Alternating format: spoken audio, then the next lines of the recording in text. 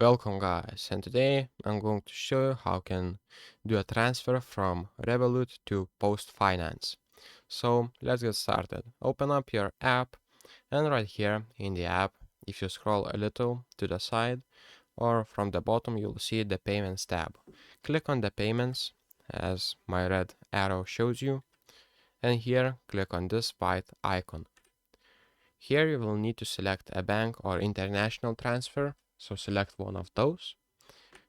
And here you will need to add a bank recipient.